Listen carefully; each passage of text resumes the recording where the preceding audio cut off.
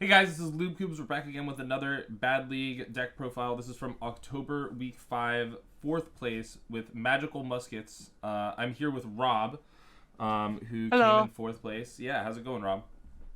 I'm good. Not much Cool, going man. on right now. Understandable. All right, so So, yeah, we got jumped in the deck. yeah, let's go ahead and jump right in. So people who aren't familiar with Muskets, we worked together, I'm pretty sure, on figuring out this musket ratio of 11 muskets, which, like, you can kind of fine-tune how you want, but, like, we found out that 11 muskets, after taking hmm to the hypergeometric calculator, gave you a really good chance of opening what you want. Yeah. So You did we're some of the really happy math with with that. this, and then I play tested it and worked out some stuff. Change kind of the ratios on, like, which guys you're playing. Mm-hmm. And it looks really good, man. This looks like basically a more polished version of what we worked on originally. Um, I basically just got it with just play testing and learning what comes up and what you'll need. mm-hmm. So yeah, you are playing 3 Caspar, Of 2 course. Doc, 3 Kid Brave, and 3 Starfire. You're basically just playing all the best ones. hmm Pretty simple as that. I feel like this is a really good ratio. Like, some of the other ones you can play at 1, but like because they're a little more situational. But I just feel like they never Okay, play so out how you like need. you What do you think? said, they're a little more situational, but I went for the reasoning for not using Calamity or Wild for the reason of little head in the video ties the brethren. It just kind of conflicts with the ties the brethren thing that helps you so much. So Mm-hmm. I kind of thought the only level 4 worth it was Starfire, and that's why we're using her. Mm-hmm. That makes sense. Yeah, and I see, like, you took some advice on, you're not playing much of a hand trap lineup in this, and I imagine, No. yeah, because it just makes sense. All your power spells and traps just trigger your muskets, which makes more sense hmm than playing hand traps where they just kind of neg in this build. Think about it. Well, I kind of went along the reasoning is I either main trap a lot of hand traps or not. Mm-hmm. Yeah. That's kind of the reason I also fall into TCG, but it was a little less here, but I just didn't really think hand traps were needed. Mm-hmm. And I have a couple examples of Sure. last tournament of the tournament of how that came into effect. Sure. One of them is I dueled against Dragon Maid, Mm-hmm. and I actually drew double Forbidden Chalice. So when he tried to summon the Dragon Maid from grave with Show's effect, I Forbidden Chaliced, and then when he tried to negate that, I Forbidden Chaliced again. And just shut that shoe down real quick. Desperado Yeah, pop. Simple as it that. would have been a 2-0, but I completely biffed and messed up the game and lost one game when I Mm-hmm. cherries him. Speaking of Forbidden Chalice, this is just such a power card in this deck. It's a Veiler that It's works on your basically a turn. second copy of Cross Domination. It's insane. Yeah, you're basically playing 6 Cross Dom. Cross Dom is, of course, the other negate. It's just Cross Dom that buffs instead of negates, but, like, Mm. that's fine. It works But also, great. so just saying, by the way, Cross Dom can be used in damage calc. Yes, because it changes. But yeah, It's both of them technically can because they primary change effect. attack. It's reduced to 0. Mm-hmm. Yeah. That's the So. primary effect. Unlike Mhm. if it was switched and negates and then puts to 0, you wouldn't be able to use Oh, it. you're right. So this one. So you hmm can't Chalice in damage step. Yes, because it negates for the primary effect. Wait, no, you No, can. no, no. You can Chalice in damage step. It gains 400 Negate attack, but effects on negated. You can use them both in Yeah, it damage step. boosts for the primary effect and negates their secondary. That's how Mm-hmm. that works. Pretty sweet. Um, yeah. You have your one steady hands for getting over big bodies, which can be an issue for hmm this deck. You mainly It just want to comes search in it out what and deal it'll with the come in a boss lot more monster. than you think. The Mm-hmm. the one you always want to use on this is Kid Brave. Yeah. Kid Brave will suddenly become a 32 beat stick that will be able to whack over basically anything you need. Yeah, it makes sense. You're playing some staples in here. We don't have to talk about too much. Monster Born, Regeki is just kind of free in this deck. Upstart Mm-hmm. is insane in this deck. You get to play 39 Yep. cards and trigger a musket. Very sweet. Hmm. Ties of the Brethren, probably the Yeah. heart of the deck. Once you see this, Can you're I go you're over why spiraling out of control. much? So, Sorry, what? Luke, can I go over why I love this card so much in here? Ties? Mm-hmm. Oh, please do. So, I would say the optimal hand is Ties of Brethren, Caspar, and any other spells or traps. Mm-hmm. Best case hand, and you will dominate with it. Yeah. Because the reasoning is, I Ties of Brethren for Caspar. I summon 2 from deck, and then I activate Caspar's effect to get whatever I want. But then, the resource loop you generate with Caspar and Doc. So, the loop goes like this. Caspar's effect, get something. And then, you use it, and then you add with Caspar's effect after you just added something. After you just used a musket card. Then you use Doc's effect with another card in hand, like the one you just added, but then you get back the one you used to trigger Caspar's effect. Yeah. Really sweet. This deck, your opponent will never be able to outgrind you because you will have a revolving resource. As soon as you resolve ties. Of your choice. Yeah. Yeah, as soon as you resolve ties, you set up this resource loop that can be really hard to outgrind unless they start outing those monsters. Dragon Maid, I was dueling them. They had 3 cards in hand, and I had 5 interruptions. So another power spell in your deck is you're playing triple Tractics Talent. I was actually thinking of cutting this before the tournament started, but how did it pay off for you today? Handy a couple times. It came in handy when I was hand trapped, and I was able to get that extra 2 cards I needed, and that has helped me with the 2 more like interruptions or like play cards.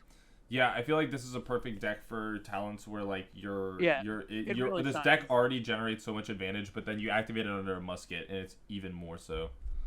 Hey, Luke, would you like to see some replays, or would you want to save that to the end of the video? Yeah, let's save that till the end. I'll add some replays. We'll see what time we're at.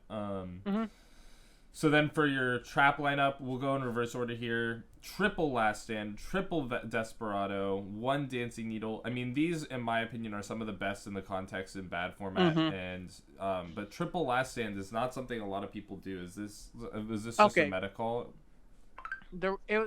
This is how you. I believe you had it at 2 or still had 3. Personally, I just like 3 because I was dueling against a burn player, and first game he got me down to 400 life points, and I was able to beat him in time. By the way, first time I ever made Borolo Dragon in his deck. Yeah. Because I maxed 4/4. Dude, that's insane. I know, it was hilarious, first of all. And then second of, because the Last Stand allowing me to just negate like the trap that would kill me or like something that would stop me from killing him, that is what saved me. He also had Balance of Judgment, and I avoided him drawing too much cards to overwhelm me by just using my own musket cards to reduce my guys' attack, just to trigger their effect, my own guys to trigger their effect, and reduce the amount of cards he would draw. Interesting. Crackdown, another big staple of bad format. You're playing targets in the extra deck for if someone summons a Nova, a rank 4, or you're playing against Zoo.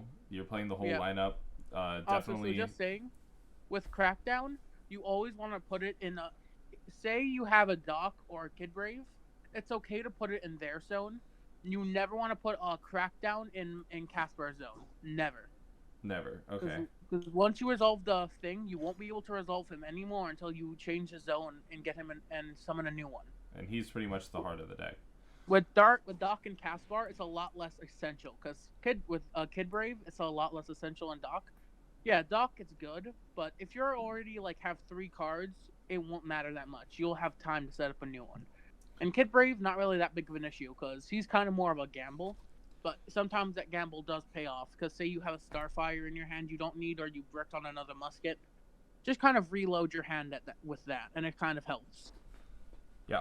And rounding out the trap lineup is Compulse, which is a great card. Works defensively as well as offensively. I actually bounced for dodging. my own Starfire. Yeah. Bouncing your own cards to dodge effects is really relevant, and especially in a deck like this. That was against Board Toad, where he battled my Starfire, and I just bounced back to hand with Compulse for next turn. All right, we're already at 10 minutes, so I'm gonna try to keep wrap things up a bit here. But we're gonna move along to the extra deck here. You don't really access it much, especially since Max is limited to 1. So I see you're just playing a huge amount of Cherries targets. The only cards I will ever summon is Max and possibly Phoenix. Only 2 I will ever summon. The rest are simply Cherries targets. I'll say that now. But or Crackdown targets. I actually added something after the tournament happened. I actually added a Power Load Ogre into the extras for cherries. Yeah, because Goki dominated this week. Yeah, I saw that, and it was once again kind of a meta call, Mhm. just for the fact that I would not be able to out that. It would just become too high. And if I continue to see it raging, and once a little bit of a meta call, I might use a magical musket. I believe his name is Zealk or something. Mhm. Wait, let me look up his name quick. Magical Musket Mastermind Zealk. He's the one with 25. Interesting. The reason for that is it would just with steady hands, it would boost him up to 5k, and that would easily be enough to whack my opponent quite a bit. And Zealk's effect is not half bad. During your opponent's hit phase, you can draw cards equal to the number of magical musket spells or traps you activate this turn while this card face up. If I were to use that, I also might end up using a Crooked Crown, but that's for more playtesting to come. Yeah, well, hopefully we'll see. Maybe we'll see that next week. Moving, and your choices in Cherry's targets were definitely solid. You have something for pretty much every tier 1 and tier 2 and a couple tier 3 decks. Okay, just saying. The reasons ABB Buster still very scary, and now limited at 2. Much better idea to do 2 because it's much more impactful. Show, enough said, because I hate Dragon Maid so much. Infinity, enough said. Reloader and Dryden, enough said. And all the links, quite enough said. Yeah, they're just the staple extra deck card of each of their decks. Moving on to the side deck, there is the Girl of the Hour is Reaper. Did you resolve cherries at all during the tournament? Actually, yes. I cherries a Dragon Maid player. Ooh, that was around. That was the single game I lost. Wow, you lost when you resolved the cherries. Yep, because I made a biff which killed me. Oh, I forgot to set a Forbidden Chalice, and then he OTK'd me. Your back row removal, you've chosen to do double Cosmic, double Trunade. Okay. What was your reasoning for this? As opposed to Twisters or just playing 3 of one of them? The reasoning was because Callby got removed, I had an odd 1 of space in my deck. And I was using Cosmic, so the ratios kind of got thrown off. So that's why these are there. I didn't know which to cut because both would come in quite often. Fair enough. If it feels right, I guess I can't argue with that. And I actually did resolve both. Oh yeah, and how did Trunade pay off for you? Trunade, I'm trying to remember. Oh wait, yeah, I resolved Trunade, I believe, against that Burn player. I returned all his burn cards and basically gave myself an additional turn. Cool. Herald of the Abyss. Man, this is probably my favorite removal card in the game. It's one of my favorite cards just for the fact that I can also trigger my muskets with this. So that's why I run it over a Kaiju or Santa Claus. Yeah, it's really insane in this deck. Then you also see the mind control and enough said there. And it also works great against Goki. As for those of you who don't know, Herald of the Abyss, whereas your opponent must send one face-up monster. Since it makes the opponent perform the action, it works against towers, like things that are unaffected, like Power Load Ogres. So it's great for breaking Goki boards. That is actually the reasoning I went. Usually in my extra deck, I usually side towers removal or irritate. Basically, just negate removals and towers removal, like a Kaiju or a Kaiju or Herald. That is kind of why I went along the reasoning of using this. And rounding out the side deck, you have your extra Dancing Needle for where it's matchup dependent. You have your one Mind Control for going second. And, of course, Soul Drain, which we've really spoken a lot in all of our videos on, so we probably don't need to address it too much. If you're interested in hearing more discussion around Soul Drain, please just look at some of our results from last week where we talked about it more in depth. Luckily, I did not face against an Unchained player that last tournament, so this was not needed to be sided in. But I do it specifically for the scary Unchained match. And if I drop this, it's basically a win button. So, do you remember what your matchups were from this past week? Yes. I went against Gaia, which was Goku. I went across, I believe Sully's, Zodiac Trap Trick, a Luna deck, and that was the only round I lost. Uh, third round. Oh, that was against Bowtoad, right? No, that was fourth round. Oh, I see. Third one's across my that burn player. The burn player, and then Bowtoad playing Pacifist. Fourth round was Baptoad against Pacifists, and just saying, you can't beat a king in his own castle. Just saying. So your only loss was to Law's deck, which we covered on when this video comes out. It would have been a couple days prior. On Monday is when the video is coming out of about Law's profile. Yeah, that kind of monster mash of a deck. Yeah, that deck is crazy. It's very interesting. I can't wait to do that profile. And then I already spoke about it. My last match was against Dragon Maids, and the only match which I lost was the only hard match. All the other ones were quite simple. Mm-hmm. The only one I would probably say was a little challenging was probably against Broadtoad or something. Bobtoad, yeah. Bowtoad. He was the only one that he did put up a nice little bit of a fight. But awesome, once I got my resource loop going, like with my Calamity, with my Desperado, and with my Last Stand, I had the resource loop going, and he could not break it because I would just negate his pacifists and get rid of his normal monsters. All right. And well, simple as that, man. Thank you so much. Oh, go ahead. I knew exactly how to play around that deck. Fair enough. You've won an event with it. Well, thank you so much, Rob, for coming on and showing us the deck. I really enjoyed it. I'm really glad that you've taken this musket list that we kind of started on together and ran with it. Definitely one of my favorite decks. Even in TCG, I use Dogma Muskets in TCG. Well, congratulations on your tops, and hopefully we'll see you on the next one. Yeah.